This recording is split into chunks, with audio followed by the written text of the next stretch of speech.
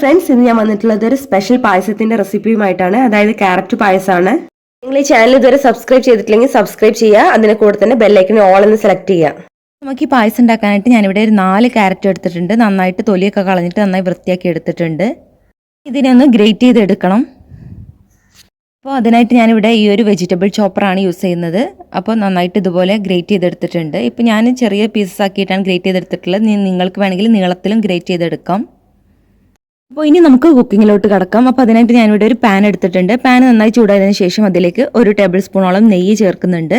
അപ്പോൾ ഇനി ഈ നെയ്യ് നന്നായിട്ടൊന്ന് മെൽറ്റായി വന്നതിന് ശേഷം നമ്മൾ നേരത്തെ അരിഞ്ഞ് വെച്ചിട്ടുള്ള ക്യാരറ്റ് ഇതിലേക്ക് ചേർത്ത് കൊടുക്കാം.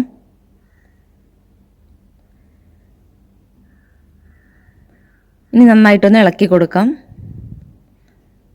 ഇതുപോലെ സ്മോൾ പീസസ് ആക്കിയിട്ടാണ് ഞാനിവിടെ ക്യാരറ്റ് കട്ട് ചെയ്തെടുത്തിട്ടുള്ളത്. അപ്പോൾ ഈ ക്യാരറ്റ് നന്നായിട്ടൊന്ന് വാട്ടിയിട്ടെടുക്കണം. ഈ നെയ്യിലിട്ടിട്ട് നന്നായിട്ടൊന്ന് മിക്സ് ചെയ്തെടുക്കാം. അപ്പോൾ നെയ്യോ അല്ലെങ്കിൽ ഓയിലോ നിങ്ങൾക്ക് യൂസ് ചെയ്യാം. ഇനി ഒരു 2-3 മിനിറ്റിന് ശേഷം നമുക്ക് നന്നായി ഇളക്കിയതിന് ശേഷം നമുക്ക് ഇതിലേക്ക് ആവശ്യത്തിനുള്ള ഷുഗർ ചേർത്ത് കൊടുക്കാം. അപ്പോൾ ഞാനിവിടെ ഒരു 3 ടേബിൾ സ്പൂണോളം ഷുഗർ ചേർത്ത് കൊടുക്കുന്നുണ്ട്. ഇനി നന്നായിട്ടൊന്ന് മിക്സ് ചെയ്തെടുക്കാം. അപ്പോൾ ഷുഗർ നന്നായിട്ടൊന്ന് മെൽറ്റായിട്ട് വരാൻ വേണ്ടിയിട്ട് നമുക്ക് നന്നായിട്ടൊന്ന് മിക്സ് ചെയ്ത് കൊടുക്കാം. ഇപ്പോൾ ഷുഗർ നന്നായിട്ട് ഇതിലൊന്ന് അലിഞ്ഞു വന്നിട്ടുണ്ട്. അപ്പോൾ ആദ്യം തന്നെ ഷുഗർ ചേർത്ത് കൊടുക്കരുത്. ഒന്ന് ചൂടായതിനു ശേഷം മാത്രമേ നമുക്ക് ഷുഗർ ചേർത്ത് കൊടുക്കാൻ പാടുള്ളൂ. ഇപ്പോൾ ഷുഗർ അലിഞ്ഞു പോയിട്ടുണ്ട്. ഇനി നമുക്കിതിലേക്ക് പാൽ ഒഴിച്ചു കൊടുക്കാം. അപ്പോൾ 1 ഗ്ലാസോളം പാൽ ഞാൻ ഇതിലേക്ക് ഒഴിച്ചു കൊടുക്കുന്നുണ്ട്. അപ്പോൾ ഈ ക്യാരറ്റ് ഈ പാലിൽ കടന്നൊന്ന് വേവിച്ചെടുക്കാൻ വേണ്ടിയിട്ടാണ്. അപ്പോൾ നന്നായിട്ടൊന്ന് മിക്സ് ചെയ്ത് കൊടുക്കാം. അപ്പോൾ ഒരു 3 to 4 മിനിറ്റ്സ് ഈ ക്യാരറ്റ് ഈ പാലിൽ കിടന്നിട്ടൊന്ന് നന്നായിട്ടൊന്ന് വേവിച്ചെടുക്കണം. നന്നായിട്ട് വെന്തുടേണ്ട ആവശ്യമില്ല. ഒന്ന് പാർഷ്യലി കുക്ക് ചെയ്തെടുത്താൽ മതി. അപ്പോൾ ഇനി നമുക്കിതൊന്ന് ഫ്ലെയിമിൽ നിന്ന് മാറ്റി വെക്കാം. അടുത്തതായിട്ട് നമുക്ക് ഇനി പായസം ഉണ്ടാക്കിയെടുക്കാനായിട്ട് ഇതുപോലെ ഒരു വലിയൊരു പാത്രം വേണം. അപ്പോൾ ആ പാത്രത്തിലേക്ക് ഞാനിവിടെ 1.5 ലിറ്റർ പാലെടുത്തിട്ടുണ്ട്. ഇനി പാല് നന്നായിട്ടൊന്ന് തിളപ്പിച്ചെടുക്കണം.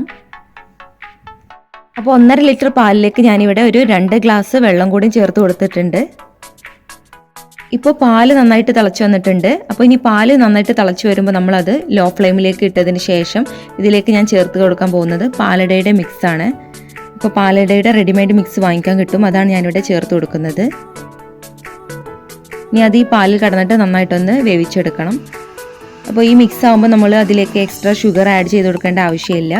അതുപോലെ ഇതിൽ തന്നെ കാഷ്യൂ നട്ട്സും റൈസിൻസും എല്ലാം ഉണ്ടാവും. അതുപോലെ ഏലക്ക പൊടിച്ചതെല്ലാം ഇതിൽ തന്നെ അടങ്ങിയിട്ടുണ്ടാവും. അതുകൊണ്ടാണ് ഞാൻ ഈ ഒരു മിക്സ് യൂസ് ചെയ്തത്. നിങ്ങൾക്ക് വേണമെങ്കിൽ പാലട സെപ്പറേറ്റ് വേവിച്ചെടുത്താലും മതി. ഇനി ഇതൊരു 20 to 25 മിനിറ്റ്സ് ഈ പാലട നന്നായിട്ട് ഈ പാലിലൊന്ന് വേവിച്ചെടുക്കണം.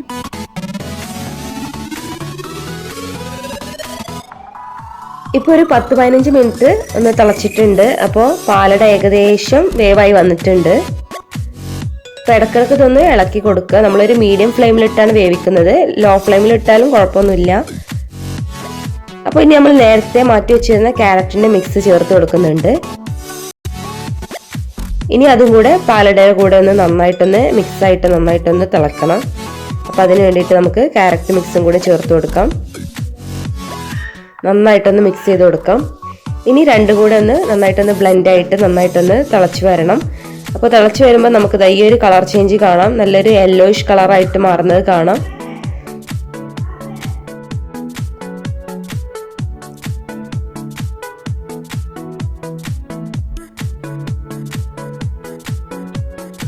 അപ്പോൾ നന്നായിട്ട് തിളച്ച് വരുന്നുണ്ട്. അപ്പോൾ പാലട നന്നായിട്ട് വെന്ത് കഴിഞ്ഞാൽ നമുക്കിത് ഫ്ലെയിം ഓഫ് ചെയ്യാവുന്നതാണ്. അപ്പോൾ ഇപ്പോൾ ഞാൻ അതിന് മുമ്പായിട്ട് ഫ്ലെയിം ഓഫ് ചെയ്യുന്ന മുമ്പായിട്ട് അല്പം മിൽക്ക് മെയ്ഡ് ചേർത്ത് കൊടുക്കുന്നുണ്ട്. നിങ്ങളുടെ ആവശ്യത്തിനനുസരിച്ച് നമുക്ക് മിൽക്ക് മെയ്ഡ് ചേർത്ത് കൊടുക്കാം. ഇനി നന്നായിട്ടൊന്ന് മിക്സ് ചെയ്ത് കൊടുക്കാം. മിൽക്ക് മെയ്ഡ് ചേർത്തതിന് ശേഷം ഫ്ലെയിമിൽ നിന്ന് നമ്മുടെ പായസം മാറ്റി വെച്ചിട്ടുണ്ട്. നല്ലൊരു യെല്ലോയിഷ് കളറായിട്ട് വന്നിട്ടുണ്ട്. ലാസ്റ്റ് ആയിട്ട് കുറച്ച് അണ്ടിപ്പരിപ്പ് മുന്തിരി കൂടെ ഒന്ന് വറുത്തെടുക്കുന്നുണ്ട്. അപ്പോൾ അതിനായിട്ട് ഒരു പാൻ എടുത്തിട്ടുണ്ട്. അപ്പോൾ ഫ്രൈങ് പാൻ നന്നായി ചൂടായതിനു ശേഷം നമുക്ക് അതിലേക്ക് 1 ടേബിൾ സ്പൂണോളം നെയ്യ് ചേർത്ത് കൊടുക്കാം. നെയ്യ് ചേർത്തതിന് ശേഷം നെയ്യൊന്ന് ഉരുകി വന്നതിന് ശേഷം നമുക്ക് ആവശ്യത്തിന് അണ്ടിപ്പരിപ്പ് മുന്തിരി ചേർത്തിട്ടൊന്ന് വറുത്തെടുക്കാം. നന്നായിട്ടൊന്ന് മിക്സ് ചെയ്ത് കൊടുക്കാം.